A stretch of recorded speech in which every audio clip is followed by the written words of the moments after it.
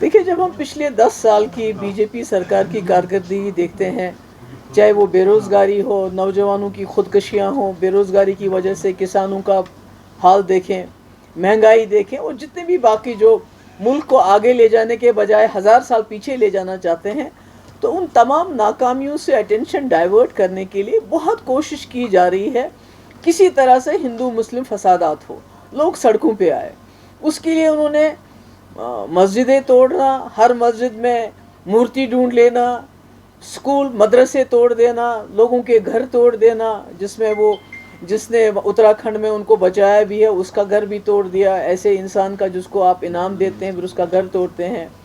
اسی طرح نماز پڑھتے وقت نمازیوں کی بےعزتی کرنا، ان کو کک کرنا، ان کو مار پیٹ کرنا، تو ہر نسخہ انہوں نے آزمایا۔ جب دیکھا انہوں نے کہ کسی طریقے سے جو ہماری جو مسلمان بھائی ہیں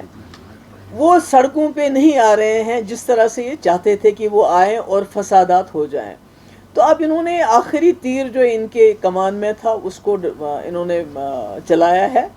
یہ سوچ کے کہ پھر سے جیسے آپ کو یاد ہوگا شاہین باغ میں کتنے پیسفل پروٹیسٹ ہوئے تھے، اس کے باوجود ابھی تک ہمارے کئی نوجوان اس وقت جیلوں میں بنا ضمانت کے 2-3 سال سے بند ہیں۔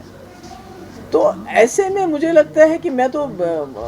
اپیل ہی کر سکتی ہوں تمام جو ہمارے ہندو بھائی بہن ہیں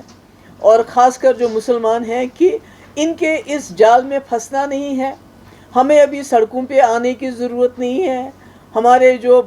اس کمیونٹی کے جو سینئر لوگ ہیں وہ عدالت میں گئے ہیں، اور خوشی کی بات یہ ہے کہ پچھلے کچھ دیر سے جو سپریم کورٹ کے جو فیصلے بھی آ رہے ہیں وہ بھی کسی حد تک لوگوں کے حق میں آ رہے ہیں، عوام کے حق میں آ رہے ہیں۔ تو اس وقت موقع ہے ووٹ سے جواب دینے کا۔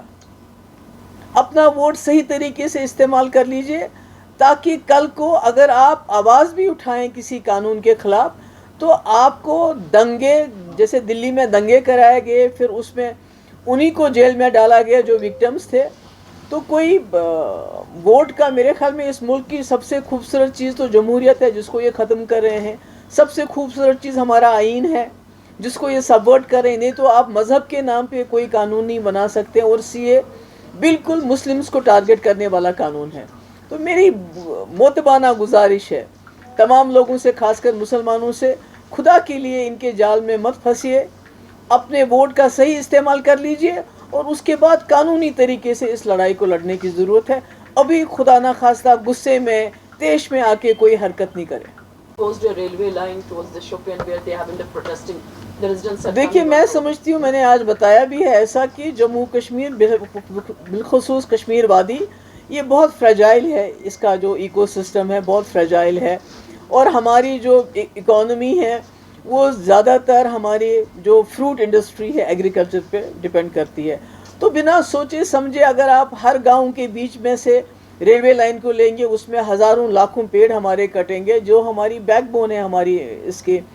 اکانومی کی۔ تو یہ اس طرح سے نہیں کیا جانا چاہیے، اس میں ایکسپرٹس کو لانا چاہیے۔ ریلوے بنانا ٹھیک ہے مگر گاؤں گاؤں میں سے اس کو نکالنا، پھر فروٹ کے پیڑ کاٹ دینا، نقصان پہنچانا، اور یہاں کی انوائرمنٹ کے اوپر اس کا کیا اثر ہوگا اس کو دیکھنے کی ضرورت ہے۔ اس کے بغیر کوئی بھی قدم نہیں اٹھایا جانا چاہیے۔ رامبن بانی حال میں بھی بہت سارے ہاؤسز ہیں، ان میں کریکس پڑ گئے، ایک اسکول بھی امپیکٹ ہو گیا وہاں پہ۔ وہی تو میں کہہ رہی ہوں کہ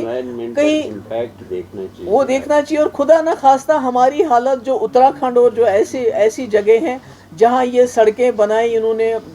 جو بھی تیرتھ استھان ہے وہاں تک پوری سڑکیں بنائی اور پیڑ ہزاروں کی تعداد میں کاٹے۔ اب آپ نے دیکھا ہر سال وہاں کس طرح